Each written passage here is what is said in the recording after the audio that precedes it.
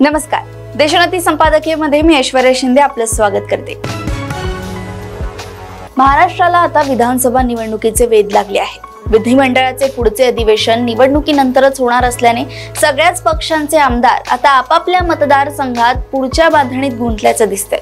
महाविकास आघाडी असो अथवा महायुती, सध्या जे आमदार आहेत त्यांना धक्का लावण्याची जोखीम घेणार नाही।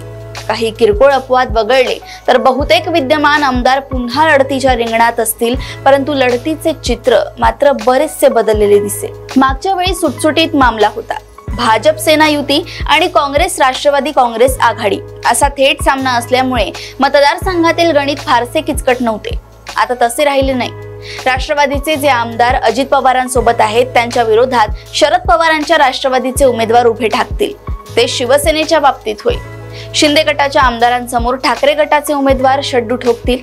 त्या तुलनेत भाजप आणि काँग्रेस समोर फारशी डोकेदुखी नाही, परंतु विद्यमान आमदारांना उमेदवारी दिल्यानंतरही शिल्लक उरत असलेल्या जागांचा पेच दोन्ही बाजूंना त्रासदायक ठरू शकतो। शिवाय मागच्या निवडणुकीत ज्या ठिकाणी भाजप आणि सेनेच्या उमेदवारांची राष्ट्रवादी काँग्रेस सोबत लढत झाली त्या ठिकाणी गोंधळ निर्माण होण्याची शक्यता आहे। अजित पवार गट भाजप सोबत असल्यामुळे त्या जागांवर राष्ट्रवादीला यावेळी दावा करता येणार नाही, परंतु त्या मतदारसंघात आमदारकीचे स्वप्न पाहणारे राष्ट्रवादीचे सध्या अजित पवारांसोबत असलेले नेते अस्वस्थ झाल्याचे दिसतंय। आपल्या पक्षासाठी जागा सुटणार नाहीत हे लक्षात येताच त्यांच्यापैकी काहींनी शरद पवार गटाकडे कूच केली आहे। त्याचा फायदा शरद पवार गटाला होत आहे। या गटाला आयता उमेदवार मिळत आहे। ही अडचण केवळ अजित पवार गटाचीच नाही, तर जवळपास सगळ्याच पक्षांना या अडचणीचा सामना कमी अधिक प्रमाणात करावा लागणार आहे।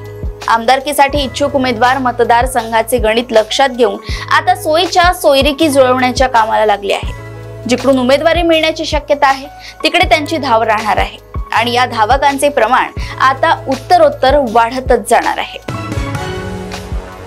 अशाच राजकीय घडामोडी व अपडेट सोबत पुन्हा भेटूया देशोन्नती संपादकीयमध्ये। बघत रहा देशोन्नती। नमस्कार। ठळक घडामोडींसाठी देशोन्नती न्यूज चॅनलला सबस्क्राइब करा आणि बेल आयकॉन प्रेस करा।